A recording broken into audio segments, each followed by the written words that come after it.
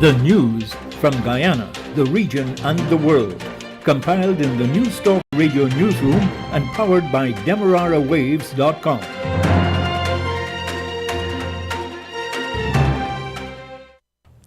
The news comes to you with the compliments of Eureka Medical Laboratories.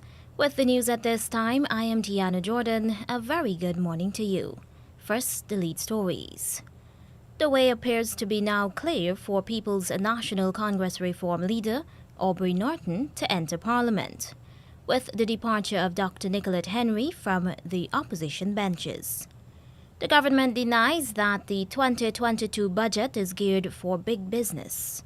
And in regional news, severe floods have killed several persons in Haiti. Used car dealers in Trinidad and Tobago are asking government to help with the rising cost of vehicles.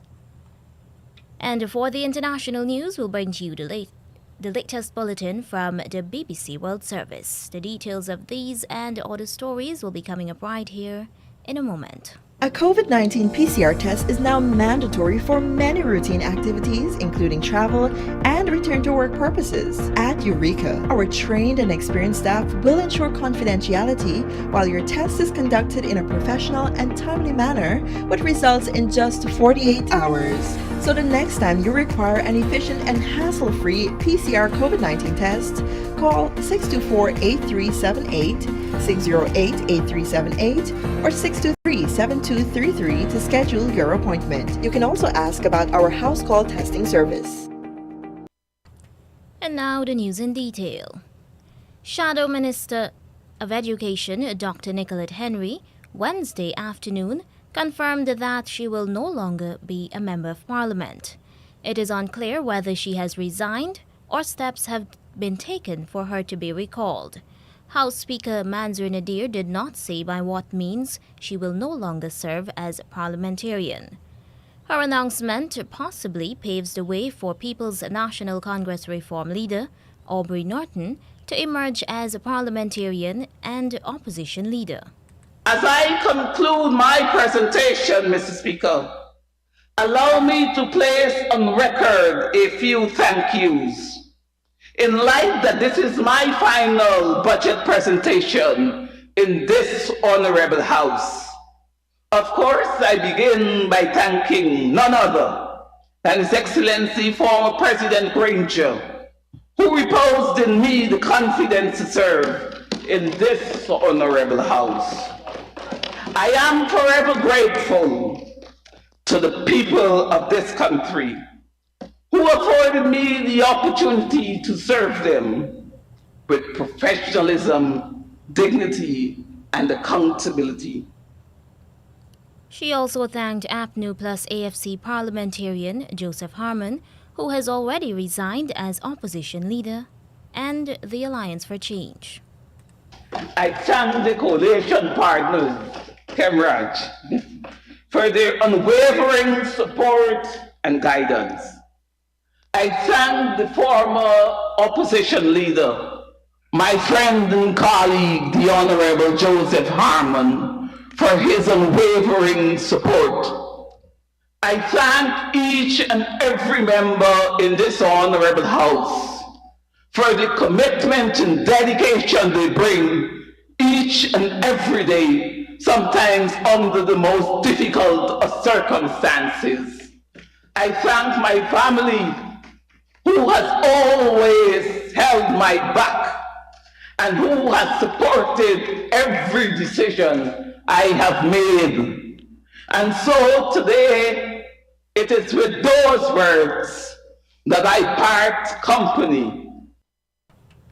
The Central Executive Committee of his party had decided that PNCR leader Aubrey Norton should become a parliamentarian and be elevated to the post of opposition leader. Dr. Henry is one of the 9 APNU plus AFC parliamentarians who was drawn from the top-up component of the list of candidates that the PNCR leader had consulted earlier this week in an effort to convince one of them to resign.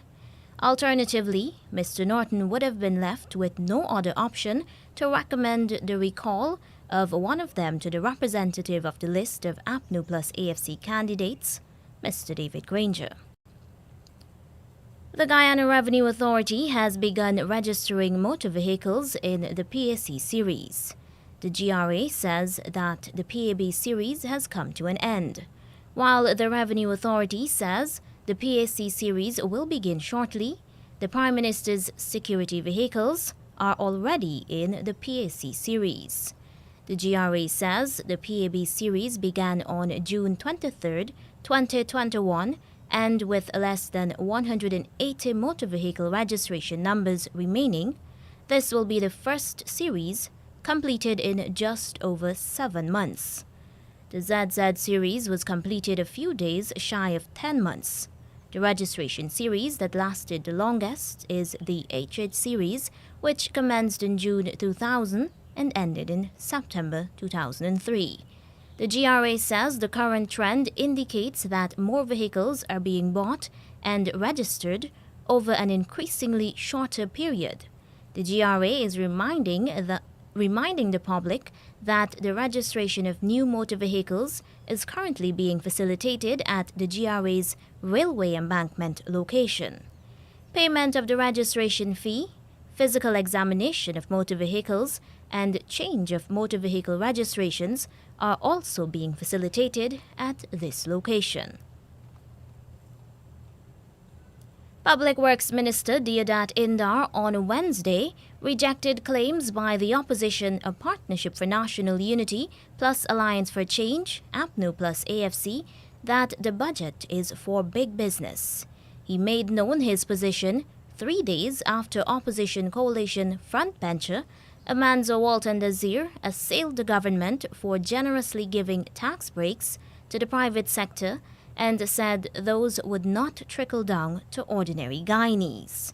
In an apparent rebuttal, Public Works Minister Indar says incentives for the private sector will eventually generate revenues and create more jobs. The income tax from the private sector is what the GRA received to be $89 billion from companies alone. Private sector pay taxes so that government can spend money into public initiatives. Import duties, about $27.5 billion in import duties. They also pay VAT on imports, about $26.3 billion.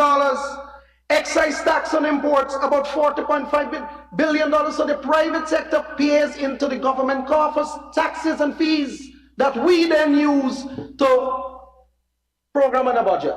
So the argument again that is for the big boys and so it's a weak at best argument by the opposition. The Public Works Minister further explains that the budget is linked to expanding business and creating jobs. Out of 251,000 jobs, 163,047 jobs, the private sector put that in the economy. So if you have a budget and it doesn't address that 163,000 workers and the companies they work for, then the budget is a misfit.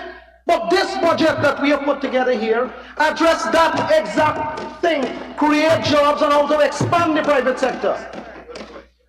Mr. Speaker, the public sector have around 57,000 jobs and not-for-profit organizations have about 30,000 jobs. And that makes up the total workforce in Guyana.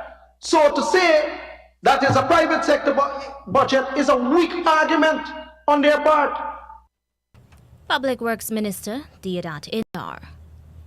A Surinamese man was Wednesday in police custody after he was arrested, allegedly with 2 shotguns and ammunition. The Customs Anti-Narcotics Unit says that the man was caught at the backtrack area at Springlands, Berbice. Kanu identified the man as 38-year-old Benjamin Judah Ibrahim Cunning Ferander, who was arrested during an operation at the Joint Support Team.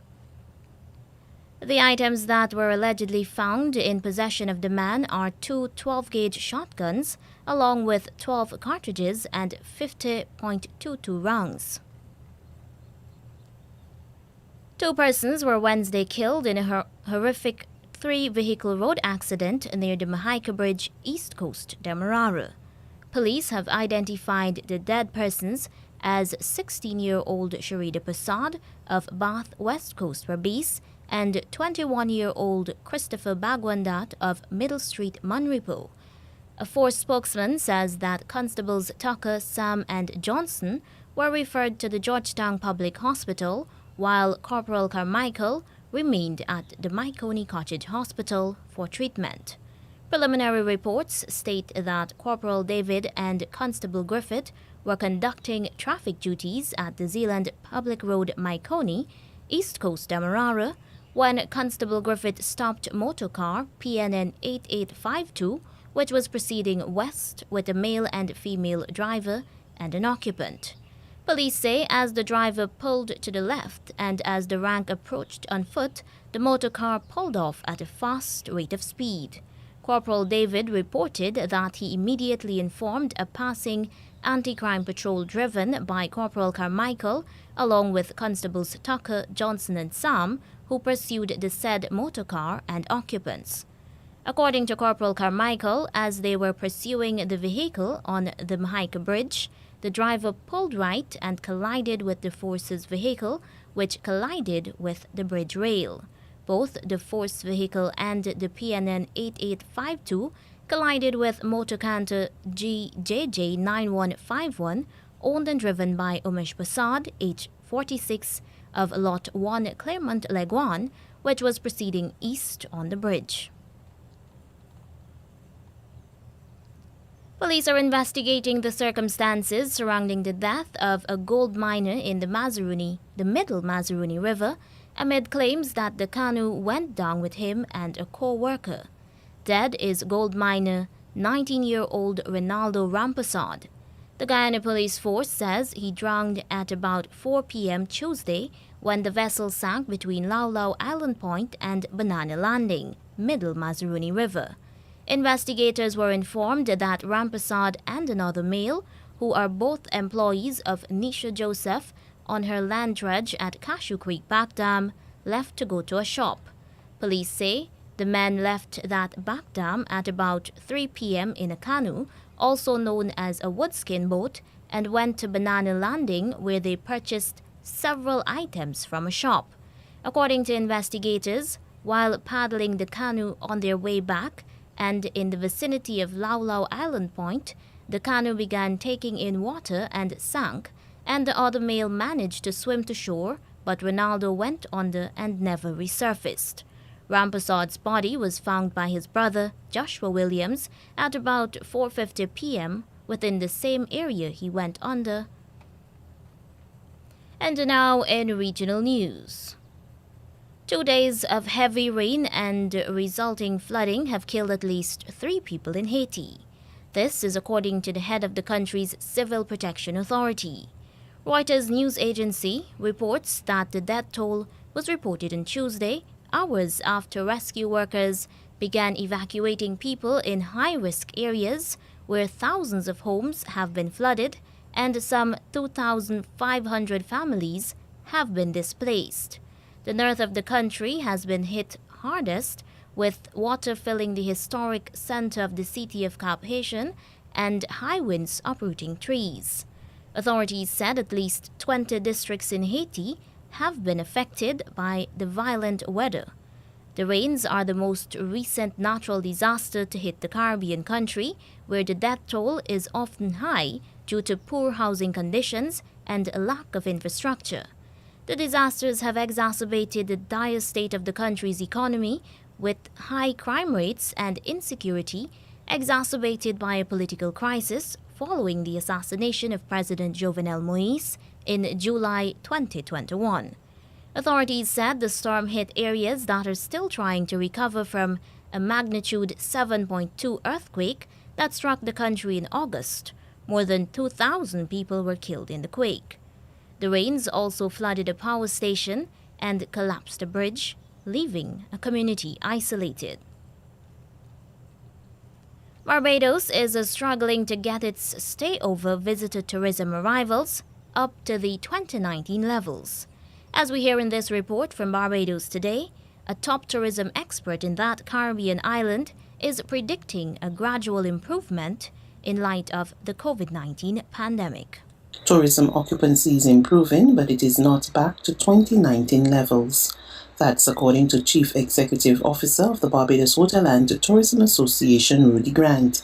He revealed there was a 20% increase in December 2021 when occupancy rose to 65.8% over the same period in 2020. However, he said it remained nearly 10% short of the 75.7% recorded in December 2019, months before the COVID-19 pandemic struck. Our research and member feedback indicate that the 2021-2022 winter season is promising, and in this regard, we continue to be cautiously optimistic.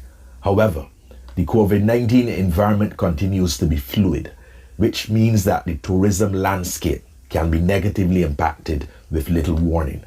In December 2021, occupancy was estimated at 65.8% in comparison to 45.1% in 2020 and 75.7% in 2019. This highlights that while occupancy is improving, it is not back to the 2019 levels. The projection is for a reasonably well-performing winter, with occupancies for the months of January, February, March and April 2022 projected at 66%, 62%, 65% and 45% respectively. As we assess our tourism performance, it is important to highlight that although tourism business is returning, the total hotel revenues received in 2021 are approximately 43% of the 2019 revenues. Grant said the critical performance marker of revenue per available room is approximately 46% of what it was in 2019, which is a clear signal that the road to recovery for the tourism industry may still be 2 or 3 years away. That report from Barbados Today. The Antigua and Barbuda government is appealing for more patience from public servants who are mobilizing to take action to demand the payment of outstanding overtime. Minister of State within the Ministry of Finance, Lennox Weston, issued the appeal yesterday, revealing that the government will be putting together a schedule to cover what is owed to different groups of workers who will be paid over a period of time. He made the remark hours after staff from the Fines Institute Nursing Home picketed the Treasury building in St. John's, demanding overtime pay, which date back to 2019. The workers took action with the support of the bargaining unit, the Antigua and Barbuda Public Service Association, after apparently not receiving any definitive word on when the payments would be made. Hundreds of used car dealers closed their businesses to support the Automotive Dealers Association. Instead, they jumped in their cars and drove to the capital, demanding a meeting with Finance Minister Com Imbert to discuss the importation of used cars. President Visham Babwa says because of current restrictions, it's difficult for people in the middle and lower income categories to own a vehicle. More from CNC3 News. If you intended to visit a used car dealership today, you may have met locked gates. That's because hundreds of dealers closed their businesses to stand in solidarity with the Automotive Dealers Association as it delivered a letter to the Minister of Finance to discuss the prices of used cars. While they all sacrificed their sales today, Vice President Rondell Fields says even if their dealerships were open, he knew what potential customers would have said. Oh God, 3 years ago I buy a wing run, I buy a 80 van looking just like that. Now it's $30,000 just so.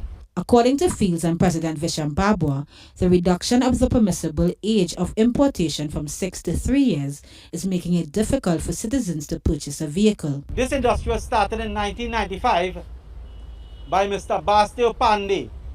And this industry was set up to serve the middle and lower income citizens of this country who cannot qualify for a loan.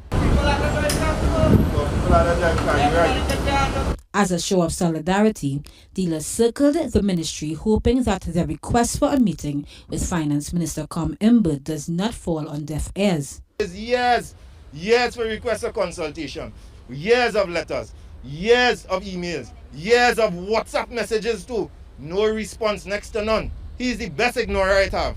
Mbut, along with other ministers, are on a retreat. CNC3 News texted him but got no response. But Barbara got an opportunity to speak with the permanent secretary, who promised to deliver their letter. They are also hoping to discuss the tax exemption on hybrid vehicles. We have not been getting that benefit for the entire period of 2021 up to now. We have not gotten the benefit of that. So I would like him to give some clarity on that. Carissa Lee, CNC3 News.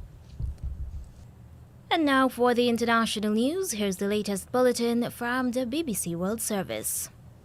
BBC News, hello, I'm Gareth Barlow. The head of the International Olympic Committee, Thomas Bach, has said the Winter Games, which have officially begun in China on Friday, should not be used to achieve political goals. He said the Olympics should be a symbol of peace and unity. Mr. Bach went on to hail the determination, efficiency and dynamism of the Chinese hosts. Today we can say China is a winter sport country. I can only reiterate my heartfelt congratulations to our Chinese partners and friends on this extraordinary achievement. It will change the landscape of winter sport around the world forever. China's hosting of the event is controversial because of its alleged human rights abuses in Xinjiang.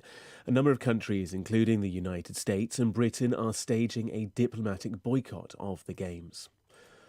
Turkey's President Recep Tayyip Erdogan has said Ankara is closely following the tensions between Ukraine and Russia and supports Ukraine's territorial integrity and sovereignty.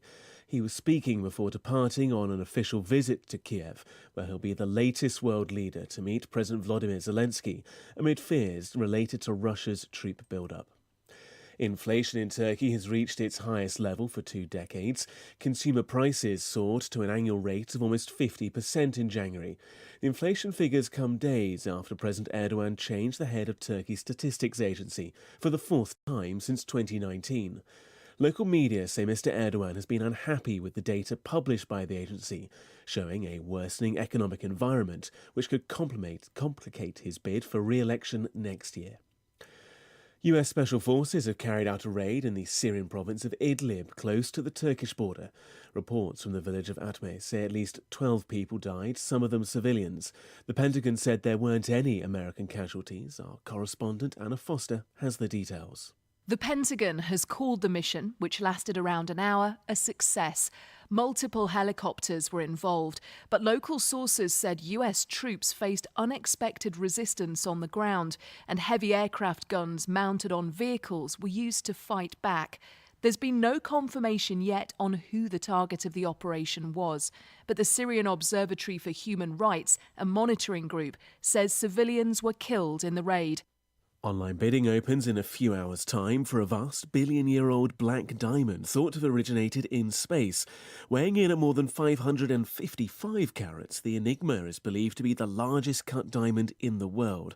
It's expected to sell for more than $6 million. The stone has been on display in Dubai and Los Angeles for the last 2 weeks. World news from the BBC.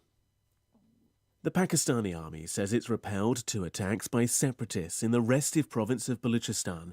In a statement, the military said 1 soldier and 4 insurgents died in separate assaults on army bases in Panjur and Noshki. The Baloch Liberation Army said it carried out the attacks. Baloch separatists have been waging a decades-long battle for autonomy. The Argentine authorities say at least 20 people are now known to have died after using adulterated cocaine. More than 70 others have been admitted to hospitals in Buenos Aires. Officials are urging drug users to discard any cocaine bought recently in case it's contaminated. Laboratory tests are taking place to determine which toxin the drug was mixed with. Frankie Degas is a journalist based in Buenos Aires. There's different rumors about what's happening. At one stage, they were saying that it was probably cut with rat poison. But now the theory is that fentanyl, which is an opiate, which is 100 times more powerful than heroin, might be involved. And that's because of the way people have died, which has been very quickly, very instant. A dispute has broken out between Australian and American marine archaeologists over the identification of a possible wreck of a historic British ship, the Endeavour. The vessel was sailed by Captain James Cook during his epic voyage of discovery in the Pacific 250 years ago. Australia's National Maritime Museum says it's satisfied that the wreck off the coast of the United States is the Endeavour, but experts in Rhode Island said the disclosure is premature and breaches a research publication contract. And one of the world's largest container ships has run aground off the German island of Wangerooge. The Mumbai Maersk is nearly 400 metres long. The German Maritime Emergency Service said a number of vessels, including 5 tugs, have been sent to the scene. Live from London, that's the latest BBC News. The news came to you with the compliments of Eureka Medical Laboratories. Don't let the fear of contracting the coronavirus disease deter you from seeking the medical care you need. At Eureka Labs, we ensure the safety of our clients and staff with our rigid sanitization routine. This involves the use of ultraviolet lights to effectively rid the air and all surfaces of viruses and bacteria that may be present throughout the lab daily. The light works to rapidly inactivate microorganisms through a physical process that is invisible to human eye. So the next time you need a checkup, don't hesitate to give us a call on 225-7574 to schedule your appointment. And now to end the news, here's a recap of the leads. The way appears to be now clear for People's National Congress Reform leader Aubrey Norton to enter Parliament, with the departure of Dr. Nicolette Henry from the opposition benches. The government denies that the 2022 budget is geared for big business. And in regional news, severe floods have killed several persons in Haiti. Used car dealers in Trinidad and Tobago are asking government to help with the rising cost of vehicles. And that's the end of the news.